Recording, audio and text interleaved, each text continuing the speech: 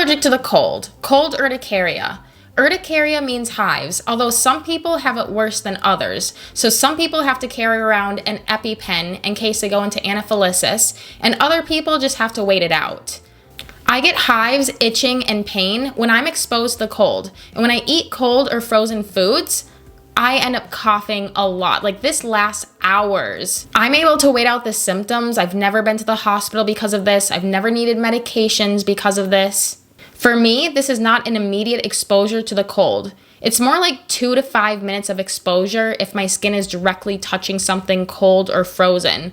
Otherwise, it could take hours to feel the symptoms.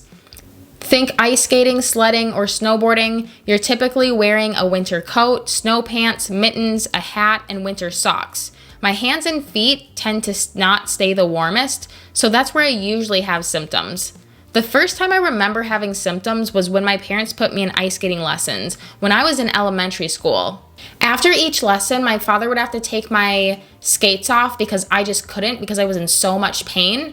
And he would have to cup my feet to blow warm air on them. And as my toes and feet are warming back up to my body's temperature, they itch and hurt so bad. I would be crying after every single lesson. But I think, parents are like, well, we put you in this lesson. You have to keep doing it until, the season is over.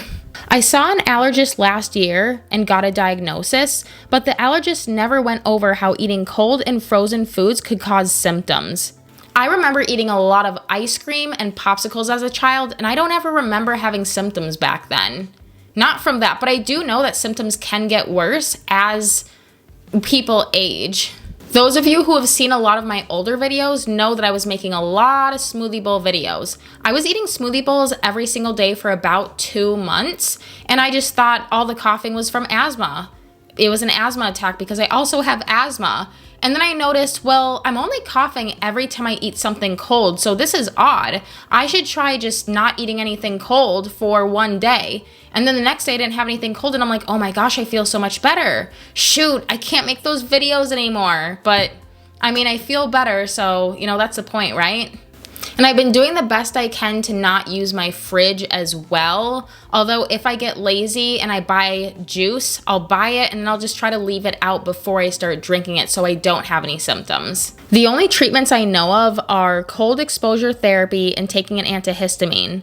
Although that doesn't work for everyone. I've never tried cold exposure therapy, but I have tried an antihistamine which did not work for me. I've done some research and I found that some people have a faulty gene that causes this rare allergy, and other people just randomly get it. They'll get it when they're an adult, or they'll get it when they're a teenager, just randomly. I don't even understand that.